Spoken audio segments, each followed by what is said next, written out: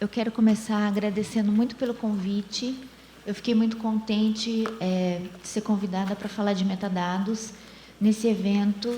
Eu comecei recentemente a disciplina de metadados na graduação, que eu ministro para a turma de arquivologia e biblioteconomia, e eu sempre falo da importância dos metadados nessas áreas e da integração dos metadados com outras áreas, né? E esse evento é uma prova disso, né? Você consegue conversar sobre a questão dos metadados, a integração desses metadados para preservação do patrimônio cultural, que é algo extremamente relevante. Então, eu achei que esse evento veio no momento certo para a gente discutir sobre um assunto tão importante nos dias atuais, né? Bom, eu trouxe um contexto, né? Eu preparei a apresentação e o material para o evento, e trouxe algumas coisas do que eu abordei no artigo, né? Então, todo mundo está falando da questão da preservação do patrimônio cultural, e esse é o contexto em que que eu vou trazer alguns dos aspectos sobre metadados para a representação e para a recuperação. Então, assim, não vou falar da recuperação em relação aos mecanismos de busca, mas como essa representação por metadados contribui para essa recuperação, né? Contribui para que isso seja feito de modo melhor ou mais eficiente. Bom, então o patrimônio cultural ele vem sendo amplamente discutido nas diversas áreas, e eu destaquei nessa fala as áreas, ou como eu costumo denominar, o domínio, né, de bibliotecas, arquivos e museus, e que são áreas que tradicionalmente proporcionam acesso ao patrimônio cultural de alguma forma pelos seus acervos. E esse acesso ele vem pela representação dos recursos e a representação dos recursos, suas coleções, e pelo acesso ao próprio recurso informacional que algumas dos ambientes informacionais dessas áreas ou domínios eles possibilitam. Bom, aí, só para começar, para a gente entender, eu tentei colocar uma definição que englobasse quais são esses objetos dessas áreas, porque nós sabemos que existem diferenças de denominações, né? Então, na biblioteconomia, o objeto é um tipo de objeto, na arquivologia, outro tipo de objeto, né? Documento arquivístico em especial. No museu também né? São outros tipos de objeto, mas em alguns momentos esses objetos eles são tratados nessas três áreas, né? Eles podem ser tratados nessas três áreas. Então, eu tentei trazer uma definição do que seria esse objeto, e a definição que eu trouxe é a definição de recurso informacional. Então, o recurso ele pode ser entendido como a informação objetivada no contexto ou num campo de conhecimento, podendo ser apresentado em uma estrutura analógica ou digital. Então, qualquer recurso informacional nessas três áreas, eles podem ter essa característica tanto analógica como digital, né? E aí os ambientes informacionais que essas áreas estão disponibilizando esses recursos, né, os seus acervos, citei algumas, né? Então, repositórios digitais, as próprias bibliotecas digitais, os arquivos digitais, e aí a gente tem especificamente agora a questão dos repositórios arquivísticos digitais confiáveis, e os acervos virtuais dos museus, entre outros ambientes que muitas vezes são desenvolvidos e que a gente consegue ter acesso a esses recursos que constituem, de certa forma, o patrimônio cultural. Bom, o desafio que a gente pode entender para a web vai ser promover uma melhor representação desses recursos para que que seja garantido não só uma recuperação mais eficiente, mas também o seu acesso, a sua preservação a longo prazo, questões de interoperabilidade, né? Como promover a interoperabilidade desses recursos. Então, como conseguir ter acesso aos recursos que estão disponíveis em ambientes diferentes, em uma interface só, por exemplo, né? ou não, mas como promover a interoperabilidade entre esses ambientes diferentes e de áreas diferentes, e como como isso acontece, como isso pode ser proporcionado na web, né? Que ultimamente tudo acaba sendo disponível pela web, e então essa troca, todo esse processo de representação e preservação acontece nesse ambiente também web.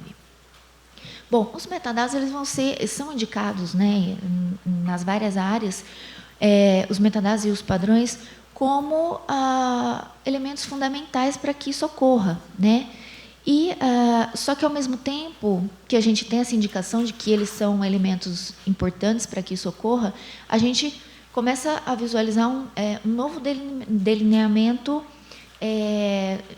um novo contexto para a web.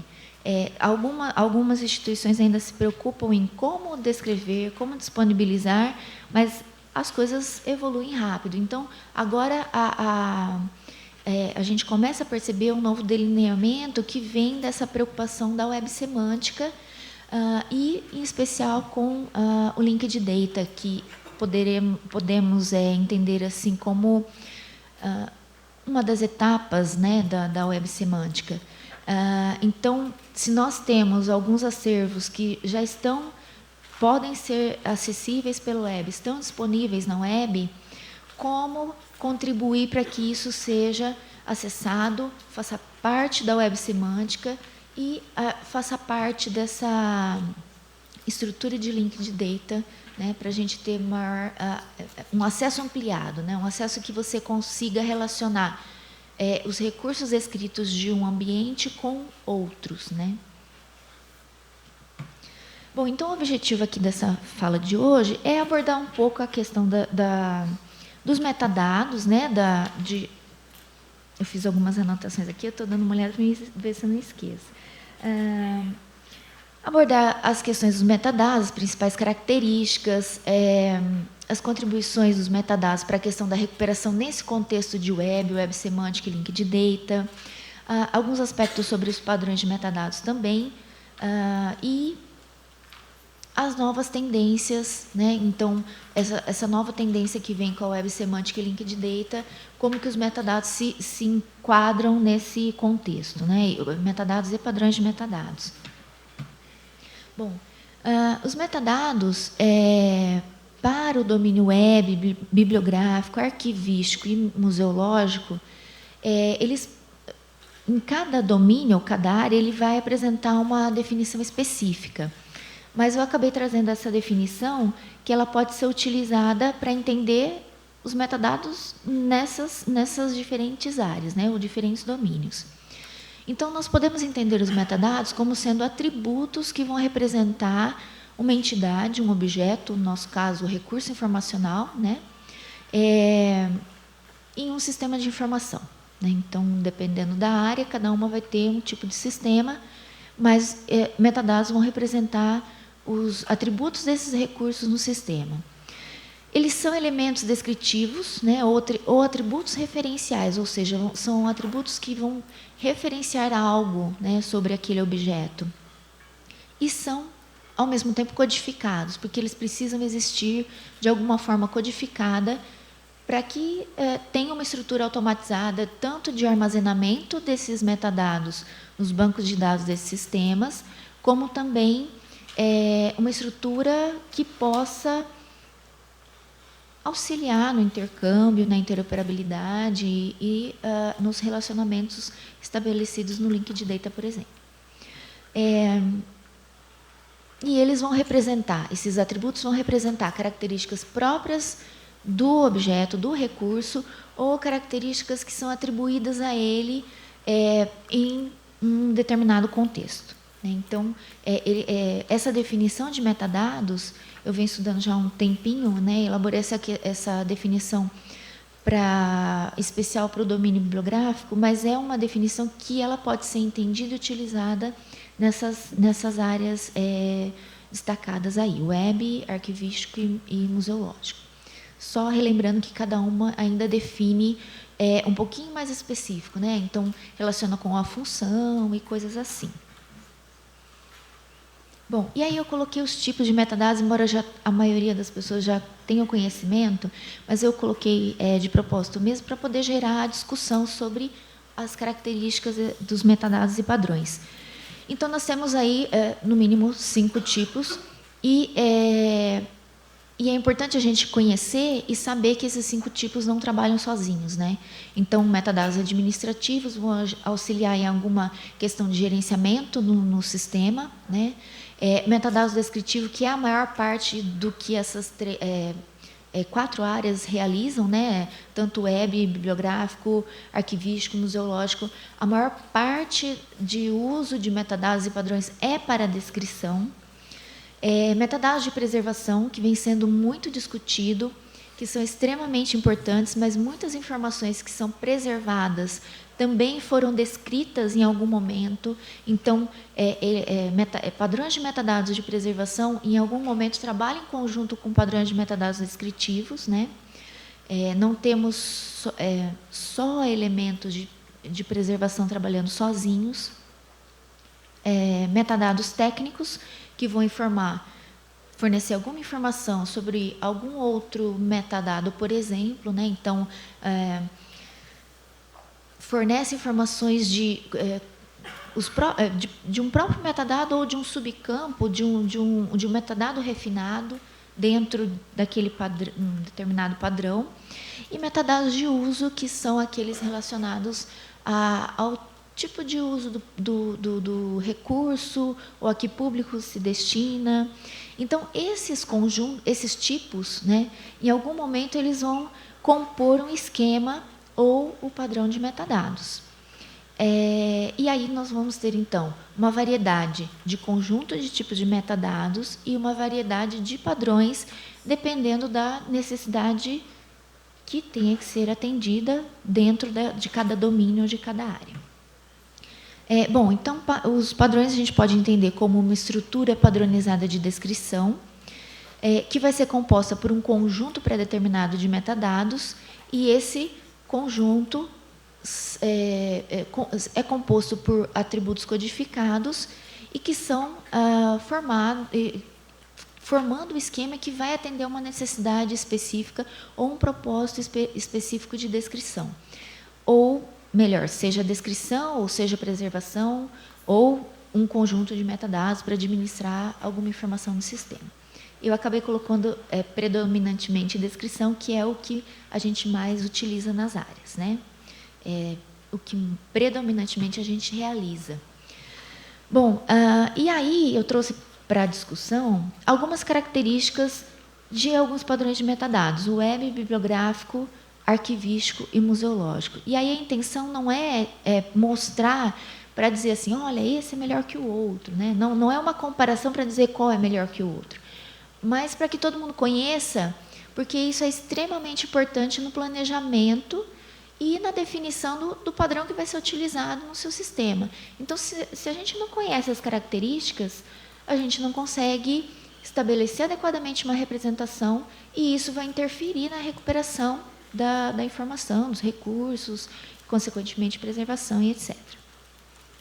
Bom, então, falando um pouquinho sobre metadados web, eu destaco o padrão de metadados Dublin Core, que foi o padrão criado especificamente para a web, né? Então, quando precisou representar, surgiu a necessidade de representação das informações na web, o padrão criado foi o Dublin Core.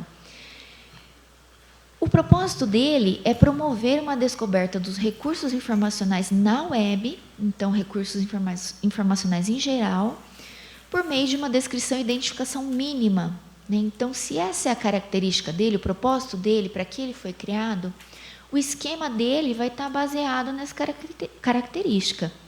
Então, nós temos um nível simples e um nível qualificado do esquema desse padrão. O nível simples, 15 elementos, o nível qualificado, os 15 elementos, mais 7 elementos adicionais, e os elementos de refinamento, que vão refinar o significado daquele atributo, e os esquemas de codificação que são utilizados para auxiliar na representação do valor, né? Então, se o atributo é uma característica que vai representar alguma coisa do recurso, então a gente representa um determinado valor, né? Então, o seu campo e o espaço ali para a gente preencher no campo, ou o atributo codificado metadado e o seu valor, e o valor a ser preenchido do que do que ele representa, do que aquela característica representa. Então, nós temos essa possibilidade de usar um esquema externo para padronizar esses valores. Já está no próximo. Uma característica desse padrão é que ele é flexível, tem uma estrutura simples, aceita internacionalmente, todo mundo pode, de fácil uso, todo mundo pode utilizar, e, de certa forma, um esquema geral. Por apresentar essa característica, ele vem sendo muito utilizado na web e também em outros ambientes, como repositórios digitais, onde também, às vezes, tem uma variedade grande de tipos de recursos e uma necessidade de representação de um modo mais geral. Aí eu coloquei uma observação que, como eu disse, a intenção não é dizer, fazer a comparação para dizer qual é melhor que o outro, mas é uma informação que a gente tem que refletir sobre, né? Ele não atende adequadamente a certas necessidades de representação em domínios específicos.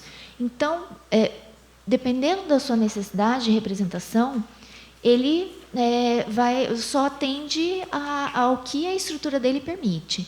Então, o que a gente vê em relação ao uso do padrão da Blinkcore em áreas um pouquinho mais específicas? O uso dos elementos que são necessários e estende o aumento, né, vamos dizer assim, né, estender o padrão com o uso de metadados de acordo com a necessidade daquele ambiente. E aí a gente começa a criar perfis de aplicação que possam ser utilizados em determinadas áreas e tudo mais. Que é a característica desse padrão mesmo, né? Você ter um padrão flexível que você possa utilizar a estrutura dele e, ao mesmo tempo, adaptar, criando um novo perfil de aplicação com base nas suas necessidades. Só que a gente tem, vamos dizer assim, uma certa discussão a ser resolvida, né? Se tradicionalmente há muito tempo a gente já utiliza metadados em áreas específicas, por que não utilizar os padrões que já estão sendo feitos, né? Ou se o intuito não é utilizar, né, o objetivo é utilizar um padrão simples e flexível, e ele é muito utilizado em repositórios, e principalmente com a questão da interoperabilidade, então, assim, ele vai ser utilizado. Então, o que nós queremos, né? O que determinada instituição quer para o seu acervo? Uma descrição mais simples, ou interoperar com um padrão mais simples, mas depois utilizar no seu acervo um padrão mais específico que tradicionalmente vem sendo construído em áreas específicas, de acordo com princípios específicos e tudo mais. Então, em relação a essa discussão que precisa ser decidida quando tem que escolher um padrão de metadados, eu trouxe algumas outras características de áreas específicas, que é o domínio bibliográfico, o domínio arquivístico e museológico. Bom, no domínio bibliográfico, o padrão que se destaca é o MARC 21. Né?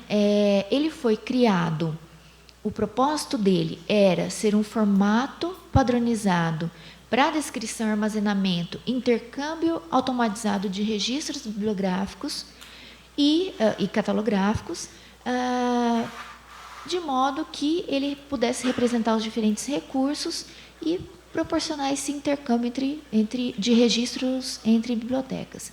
Então, assim, ele é um padrão amplamente utilizado. Eu acredito que ele ainda vai ser utilizado em determinadas situações, principalmente em relação a intercâmbio de registros entre bibliotecas. Só que com as tendências novas da web já começa uma nova discussão em relação a esse padrão, né? A estrutura dele, por ele ter sido criado para atender esse objetivo, a estrutura dele não é compatível com a estrutura da web. Então, novos estudos estão sendo feitos para mudar a sintaxe de expressão desses metadados, né, no MARC 21, para que ela possa ser utilizada na web, em relação à web semântica, ao linked data, e que a gente possa aproveitar esses metadados bibliográficos em uma outra estrutura, no caso, uma estrutura para a web. Então, cada domínio acaba passando por de acordo com os avanços tecnológicos, cada domínio acaba passando por uma reavaliação do que ele já fez até o momento, o que está sendo feito, o que pode ser melhorado, o que pode ser atualizado. E o domínio bibliográfico vem passando por essas discussões, vamos dizer assim. Bom, então, o início do século XXI, para o domínio bibliográfico, ele vem sendo marcado pela integração das tecnologias no processo de catalogação. Isso, de certa forma, reorganizou e atualizou os princípios de catalogação, possibilitou a criação de modelos conceituais que delineiam as características do domínio bibliográfico e, ao mesmo tempo, determinam quais são os metadados específicos do domínio, né, de acordo com as novas necessidades. E esses modelos contribuem para uma reestruturação das tarefas realizadas e, ao mesmo tempo, da representação. Isso também possibilitou a criação de novos códigos de catalogação, né? Então, vemos aí uma discussão em relação ao novo código, RDA, né? Como vai ser essa representação. Então, uma nova reestruturação dessa representação e o desenvolvimento de propostas para padrões de metadados bibliográficos mais flexíveis e compatíveis com a estrutura da web, né? Então, o MARC, embora ele tenha atributos ou tenha metadados específicos do domínio bibliográfico, em muitos casos ele não atende essa questão de flexibilidade para a web. Então, ele precisaria ter uma estrutura atualizada para que pudesse ser reaproveitado esses dados bibliográficos nessa nova estrutura da web. E aí, aproveitando a reorganização, né, de todos os instrumentos, acrescentar metadados se necessário, acrescentar a questão dos relacionamentos, que são muito importantes, que vêm sendo discutidos com os modelos conceituais e com o novo código de catalogação. E aí, tudo, por exemplo, tentando culminar no desenvolvimento de um padrão que atenda a essa necessidade nova do domínio bibliográfico. Bom, então essa é uma característica do domínio bibliográfico. O domínio arquivístico ele tem uma outra característica. Esses metadados no domínio arquivístico eles são inerentes ao processo, ao ciclo de vida dos documentos nos arquivos, né? Então, é característico do domínio existir esse ciclo de vida, né? Então, arquivo corrente, intermediário e permanente. Nesse ciclo dos documentos, nesses três tipos de arquivo, os documentos, os recursos informacionais vão adquirindo camadas de metadados, né? Até foi um comentário que foi feito ontem nas palestras. Então, eles vão adquirindo tipos diferentes de metadados conforme esse documento vai passando por esse ciclo de vida e pelos processos de gestão arquivística de documentos. Então, quando o documento arquivístico chega no arquivo permanente, nós temos um outro processo ali de representação, né, que é a parte da descrição arquivística, mas que em um sistema informatizado, dependendo do sistema, isso pode ser configurado, esses metadados presentes no processo de gestão, a maior parte deles, pode ser intercambiado ou o arquivo permanente pode herdar essa representação que já foi feita durante o processo de gestão arquivística de documentos, né? Então, informações sobre captura, sobre o armazenamento e características do próprio documento são informações representadas por metadados que têm que acompanhar o documento até a sua guarda permanente, dependendo do caso. Então, esses metadados vão estar presentes durante todo o ciclo de vida e o ideal é que isso acompanhe e seja redirecionado para o arquivo permanente. Bom, então, no domínio arquivístico, nós temos alguns ambientes, né, que se destacam e não vou entrar muito em detalhes, mas tivemos uma oficina ontem, né? E provavelmente ainda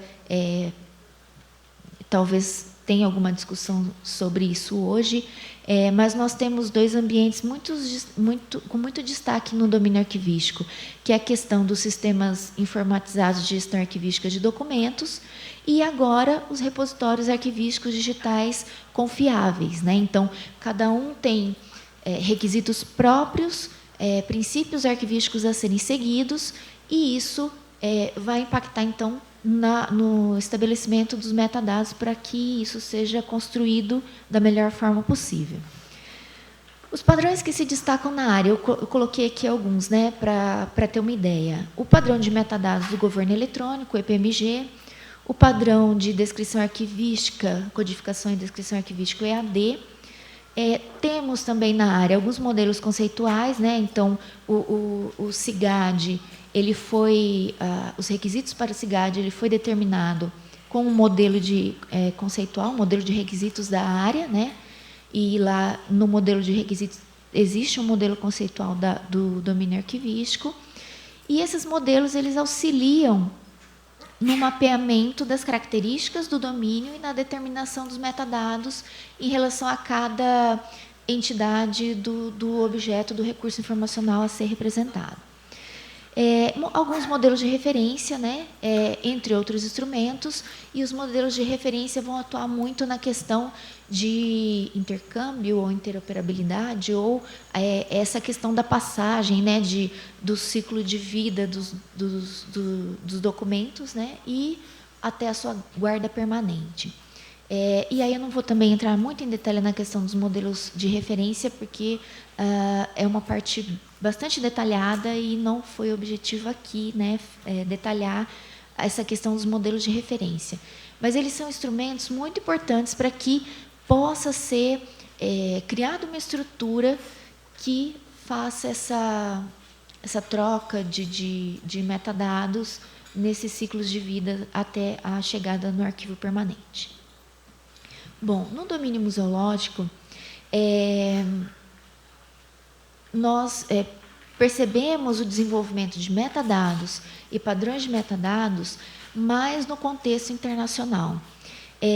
Eu não fiz um levantamento exaustivo, né, em relação à parte museológica, mas pelo levantamento bibliográfico que eu venho fazendo sobre o assunto, foi possível identificar que não tem um padrão de metadados unificado, ou melhor, um uso unificado de um padrão nas instituições brasileiras, né? Então, sabemos que é utilizada alguma forma de descrição, mas não tem um uso unificado de um padrão por todas as instituições ainda. Os padrões de metadados, que geralmente a gente consegue encontrar, até um que foi citado, foi o Código de Catalogação ACR, né? Por ele ter um capítulo responsável pela representação de artefatos tridimensionais, ele também pode ser usado no ambiente museológico para representação. Fora isso, eu destaco o padrão VRA-COR, que é para a área de recursos visuais, e o esquema do padrão de conteúdo CDWA. Então, que são os dois, no caso, são padrões de metadados, mas desenvolvidos internacionalmente.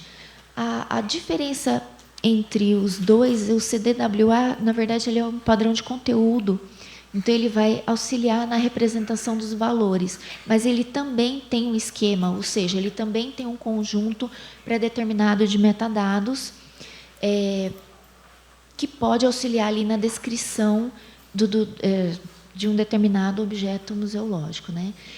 E aí a gente tem também uma diferença, até colocando esses exemplos de padrões, que é a estrutura de representação que geralmente a gente consegue ver por um acervo digital, né? Então, quando o usuário vai buscar alguma informação, naquele acervo digital ele consegue ver alguma forma de descrição, mas que é diferente da forma Então, ali existem metadados, né? O metadado é a sua representação, mas que isso é diferente da forma como deve estar armazenado no banco de dados, né? Então, os padrões de metadados, eles podem contribuir para essa visualização do usuário, né? no catálogo ou no sistema de busca do acervo, independente de que área, mas ele também possibilita esse armazenamento ali no banco de dados com uma estrutura computacional que é diferente daquela que o usuário vê, né? Bom, e aí eu cito alguns outros padrões. É complicado, até quando eu começo a falar nisso sobre as aulas, porque sempre são padrões, né? Padrões de metadados, padrões que auxiliam a padronização dos padrões, e então fica uma coisa meio complicada de entender, né? Mas é um pouco isso mesmo. Cada área, cada domínio, eles vão ter instrumentos diferentes e que, no fim, se constituem como padrões. Cada um vai padronizar alguma coisa. Então, o padrão de metadados é o conjunto de atributos para a descrição, ou para o gerenciamento, ou para a preservação. E eu tenho outros instrumentos que vão auxiliar nessa padronização dos valores ou padronização de alguma outra informação. E aí eu coloquei como exemplo os padrões de conteúdo. Então, no domínio museológico, nós temos o CCO, temos outros, né, alguns outros instrumentos, mas aqui eu coloquei só alguns, e o padrão de conteúdo do CDWA, como eu disse anteriormente. Então, ele vai ser um padrão de conteúdo para auxiliar na descrição dos valores, mas, ao mesmo tempo, ele tem uma lista de metadados que aí vai compor um esquema, né? Auxiliar na composição do esquema. Temos ontologias para integração e intercâmbio de bibliotecas e museus, que aí vem com um novo instrumento que é o FRBR-OO.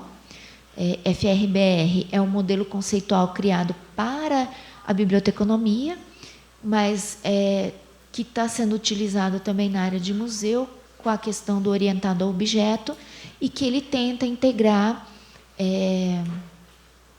representações bibliográficas e museológicas. E o modelo de referência SIDOC-CRM, que ele vem para descrever aí, auxiliar na descrição e relacionamento dos recursos, né? É um outro tipo de modelo de referência que vai auxiliar nessa determinação de conceitos e relações, né? Então, é um modelo de referência, mas é um outro instrumento, algo que vai padronizar outros tipos de informações, né?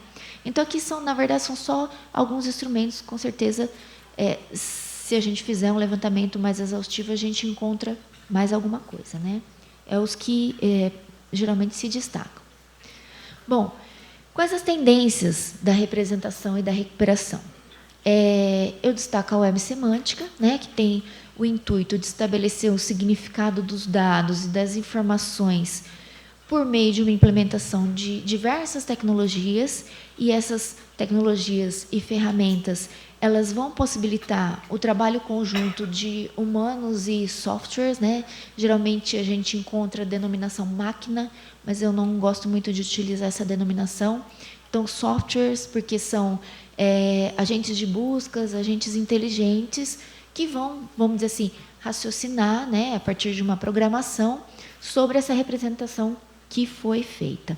Então, para que isso ocorra, basicamente, a gente tem que ter uma representação com padrões de metadados. E, aliado a esses padrões, né, ou camadas acima da web semântica, outras tecnologias, como RDF,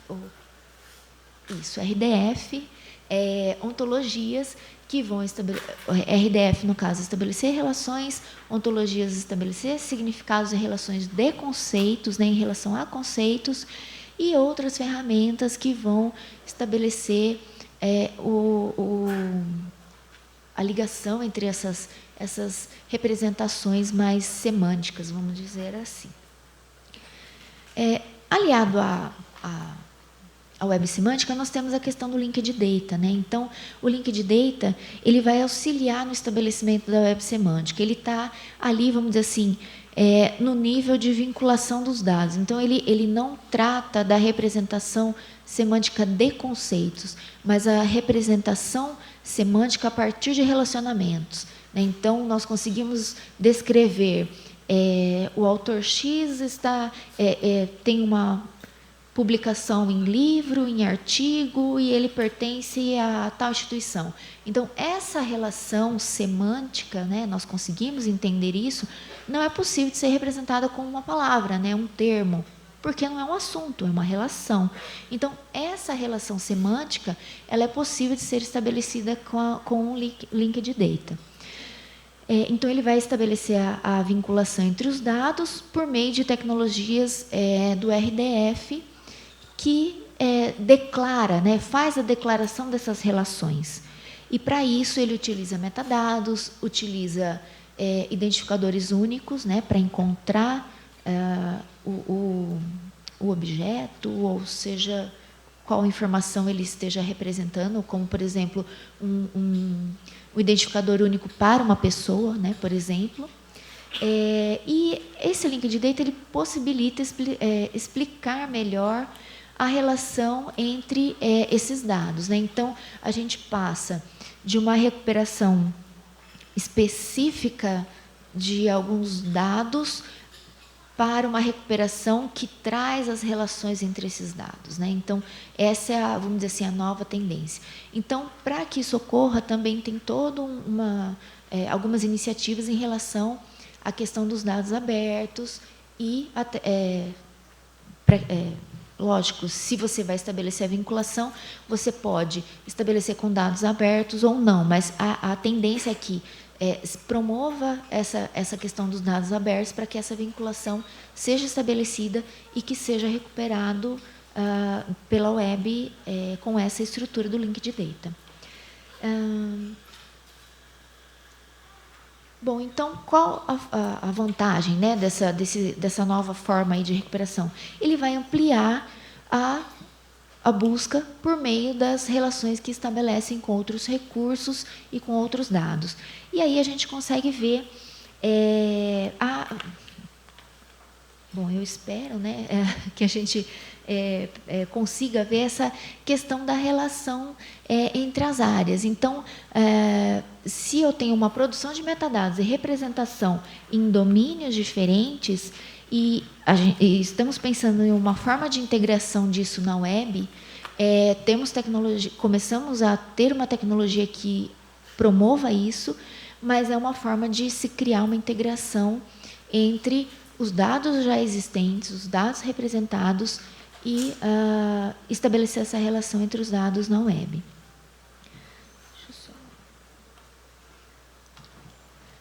Então, algumas considerações. Algumas questões que são importantes serem estabelecidas, que a gente precisa refletir sobre isso.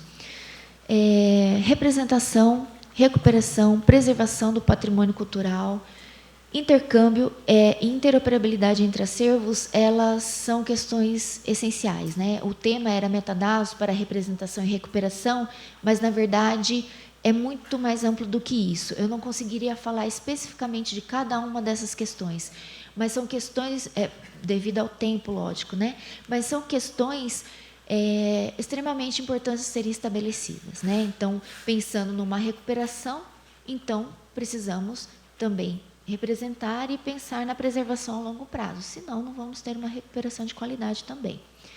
Para isso, diversos acervos, diversos ambientes, diversas áreas, interoperabilidade.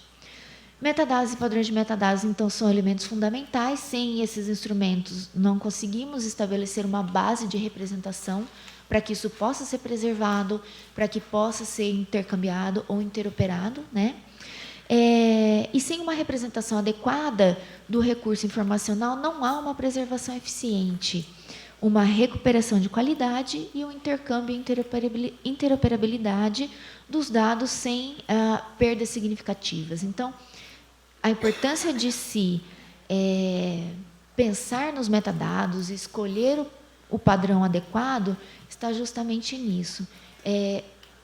possibilitar ao usuário maiores opções de busca, né? Porque você está usando um padrão mais adequado para aquele domínio, para aquele público, mas, ao mesmo tempo, você tem que pensar nessas questões. Quanto mais adequado for o seu padrão para a sua necessidade, melhor melhor recuperação e melhor resultados vai haver e menos perdas, né, em questão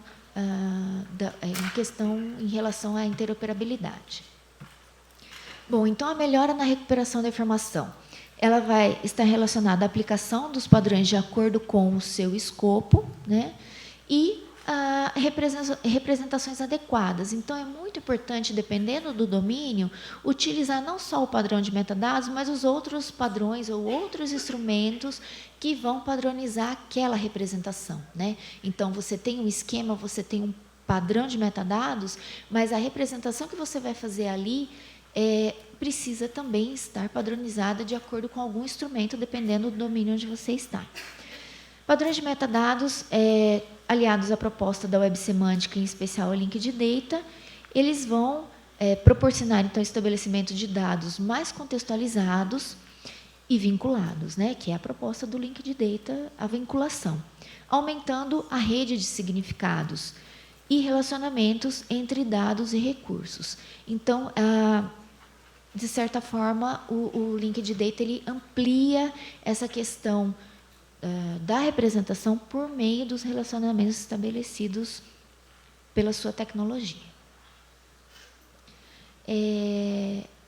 Aqui eu coloquei algumas referências no final, eu não sabia nem se precisaria ou não, mas o que eu gostaria de destacar é que em nenhum momento eu trouxe essas questões para fazer uma comparação, para dizer, olha, tal padrão é mais importante que o outro. Não. Cada um tem a sua importância, cada um atende a uma determinada necessidade.